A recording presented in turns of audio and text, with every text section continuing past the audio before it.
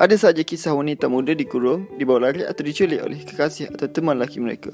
Tapi bagaimana jika penculik mereka adalah ibu kandung mereka sendiri? Kisah Blanche Monnier mungkin telah berusia lebih lagi 1 abad. Kisah benar ini telah menggemparkan dunia pada satu ketika dahulu. Dia ditemui ketika berusia 50 tahun. Monnier hanya seberat 25 kg, berbaring di atas katil jerami yang ditutupi najis, air kencing, kutu dan sisa makanannya sendiri. Semasa diselamatkan, dia kelihatan takut dengan kehadiran pihak polis disebabkan faktor fobia akibat dikurung terlalu lama. Monnier mengalami masalah mental akibat kejadian itu. Apakah faktor yang menyebabkan ibunya mengurungnya sehingga sedemikian rupa? Mari kita merungkai segala persoalannya. Seperti kebanyakan gadis-gadis di Perancis yang lainnya pada tahun 1876, Monnier memulakan pasangan hidup untuk bersamanya sehingga ke akhir hayat. Pada usia 25 tahun, dia masih belum berkahwin tetapi telah menemui cinta hatinya, iaitu seorang pegawai yang agak berusia dan bukan dari golongan bangsawan. Oleh kerana itu, ibunya tidak merestui hubungan mereka. Namun, hati Monnier tetap dengan pendiriannya untuk mengahwini lelaki itu tanpa menghiraukan restu dari ibunya. Ibunya melarang keras Monnier daripada berjumpa lelaki itu serta berseru untuk memintanya memutuskan hubungan mereka. Tetapi Monnier menolak sekeras-kerasnya. Dari saat itu, ibunya tahu Monnier tidak akan pernah memutuskan hubungannya dengan lelaki itu. Oleh kerana itu, dia mengurung anak perempuannya di ruang loteng kecil, iaitu store atas siling di tingkat atas, dengan ditutupi lansir penghalang yang menghalang cahaya menembusi ke dalam bilik tersebut. Sekiranya Monnier mahukan kebebasan, dia harus memutuskan hubungan dengan peguam yang tidak direstui oleh ibunya itu.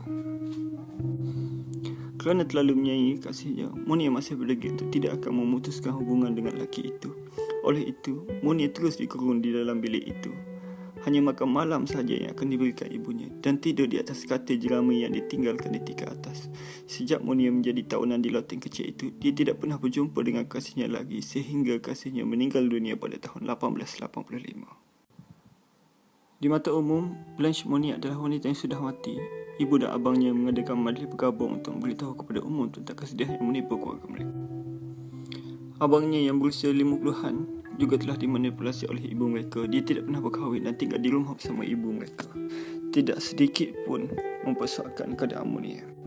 Akhirnya, pada tahun 1901, polis Perancis menerima nota yang penuh dengan coretan mendakwa ada sesuatu yang aneh berlaku di alamat Monnier. Nota itu ditulis mendakwa mereka dapat mendengar jeritan Blanche Monnier dari jendela tertutup di tingkat atas. Walaupun polis mengetahui bahawa Blanche Monnier sudah meninggal dunia, mereka masih keluar untuk melakukan siasatan.